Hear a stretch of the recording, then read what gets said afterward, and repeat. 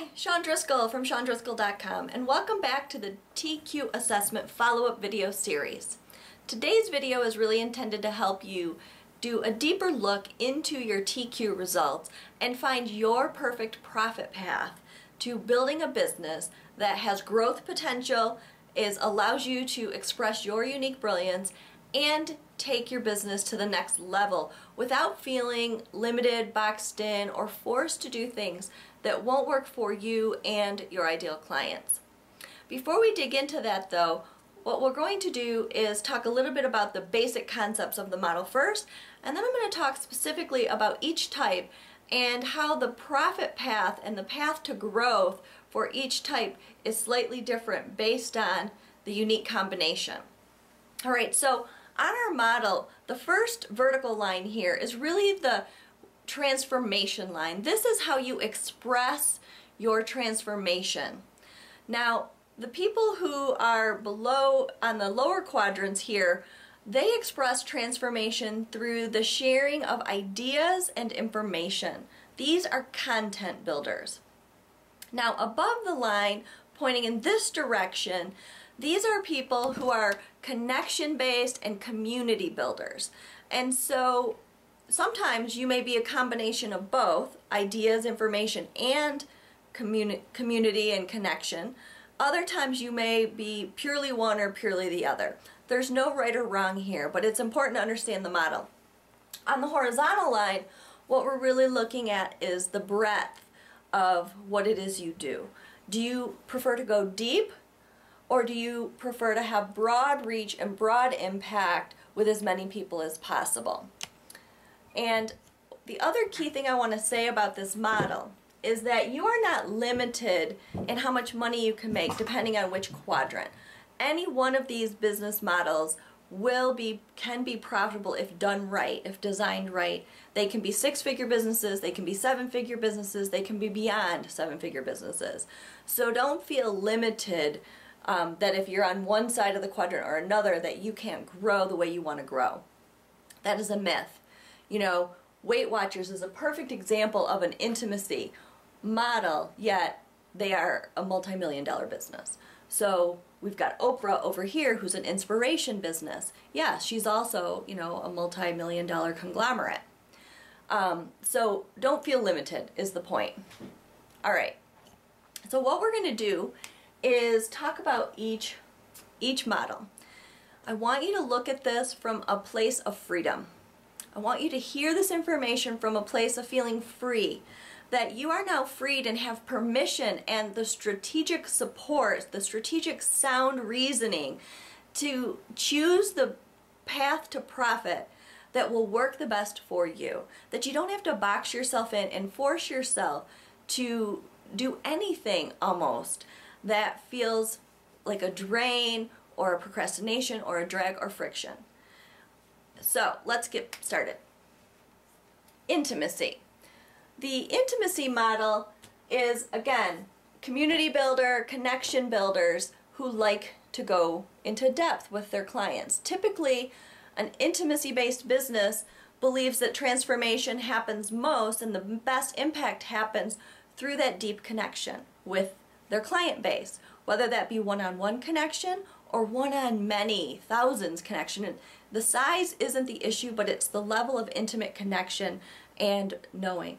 Quite often, an intimacy-based business will have a very specific niche or target market or segment of the market that they go deep into. And so the path to profitability for an intimacy-based business often comes from these sources. One-on-one groups or one-on-one service, small groups, mid-sized groups, again, where there's a focus placed on connection and community and being a part of something and having relationship. Custom personalized service. So instead of blueprints and step-by-step that are a little impersonal, it's taking process or taking your ideas and your information and helping somebody apply it specifically in a customer personalized manner to their situation. Also, growth will come from premium programs and services. By offering high-end, high-quality, high-touch services, then the business owner gets the intimacy and the depth that they're looking for, and the customer gets the transformation that makes those premium programs valuable to them. So that's an example of an intimacy-based business. Now over here we move into the inspiration business. An inspiration business focuses a lot more on creating large community, on creating experiences that are transformational, high energy, sometimes even a sense of celebrity or fun or celebration. You know, you can think Tony Robbins, filling a stadium. So you'll think about large events, experiences that help support the transformation and create a sense of community and belonging among your tribe.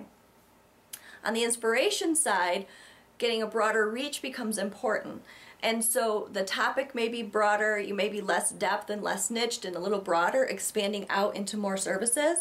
The goal here is that you want to inspire people to change their lives, inspire transformation or impact. So here we're talking about profit paths that include things like live events, online events such as webinars, telesummits, again, larger scale events, creating associations or clubs or communities that people can become members of. And again, those can meet in person, they can meet online, they can meet virtually by phone. There's no limit on the way in which the community is assembled, but there is membership, and oftentimes even levels of membership, so that there are different levels of access to the tribe and to the leader. Speaking in particular from stage, but again also from large webinars, teleseminars, and so forth, can be a key component and a highly profitable path. Paid speaking in particular often comes into play here, or speaking where they're selling at the back of the room. Oftentimes an inspiration model will want a platform, and so having a TV or a radio show becomes part of the profit path, part of the business model, and always having a core signature program that potentially is a very large group. Think people in the hundreds, 100 or more members in this core signature program. That becomes an anchor point. And then there may be, again, as I mentioned, levels above that of membership. All right, so down here in the information model, again, these are content builders. These are idea and information builders. So quite often the path to growth for these people is to get information into the hands of as many people as possible. It can be how-to information, it can be stories and insights or ideas. Really doesn't matter, but what does matter is that the goal and the mission of this information business is to disseminate as much information to as many people as possible. So you might be able to figure out then that an information business, their profit path will come directly from products, books, training programs, webinars, quite often building a continuity type membership where content is released over time becomes a key component, a key signature program for an information business. You will have sometimes events that support the selling of information and the dissemination of information where speakers are brought in. So an information business can do many of the same things that these other businesses do, but the mission and purpose is different, right? It's to disseminate and get information in as many hands as possible. Over here, we have our innovation business. So our innovation business is really dedicated to thought leadership or to bringing new ideas forward. Sometimes they're idea bridgers, where they take information or ideas or concepts from one place and innovate on them and bring them into a new arena. They may be technology businesses, process improvements, concept or idea improvements. It really doesn't matter. New modalities, new methodologies. But what is important about an information or an innovation business is that The commitment is to bringing leading edge, cutting edge, thought leadership, technology leadership, some type of leadership where new ideas are brought forward. Quite often then done through things like products, think tanks where you're assembling groups of people to share ideas and do thinking partnerships, events, again events oriented around idea sharing, thought leadership, sparking, fire starting, right? Doing things that trigger people to think in new and innovative ways. Often having beta groups as a way to test concepts, develop loyal evangelists who will then spread the word about the emerging thought leadership.